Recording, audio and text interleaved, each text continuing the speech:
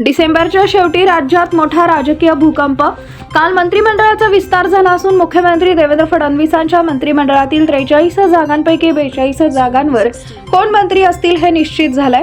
मात्र मंत्रिमंडळातील एक जागा रिक्त ठेवण्यात आली असून या जागेबद्दलचं गूढ कायम असताना आता राष्ट्रवादी काँग्रेसचे विधान परिषदेचे आमदार अमोल मिटकरींनी ही जागा रिक्त कोणासाठी आहे याबद्दलचं थक्क करणारं विधान केलंय। मिटकरींनी व्यक्त केलेलं भाकीत खरं असेल तर तो ज्येष्ठ नेते शरद पवारांसाठी सर्वात मोठा धक्का ठरेल असा अंदाज व्यक्त केला जातोय। मिटकरींना एक मंत्रिपद खाली ठेवलंय ते नेमके कोणासाठी आहे, जयंत पाटलांसाठी की कोणासाठी आहे असा प्रश्न पत्रकारांना विचारला। त्या प्रश्नाला उत्तर देताना मिटकरींनी राज्यात राजकीय भूकंप होईल अशा अर्थाचं भाकीत केलंय। शरद पवारांच्या राष्ट्रवादीचे प्रदेशाध्यक्ष जयंत पाटील यांच्यासाठी ही जागा खाली ठेवल्याचं मत व्यक्त केलंय। मागेही एक मंत्रिपद त्यांच्यासाठी खाली ठेवलं होतं।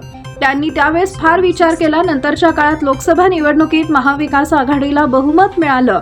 त्यांना असं वाटतंय की आपल्याला तिथं जाण्याची गरज नाही, पण आता अशी परिस्थिती आहे की मला असं वाटतं की ते जे बोलतात ना, योग्य व्यक्ती योग्य वेळ योग्य निर्णय घेतील। तुम्ही बघा ना, वन डाऊनला जो प्लेयर येतो ना त्या प्लेयरसाठी ठेवलेली आहे असं उत्तर मिटकरींनी दिलंय।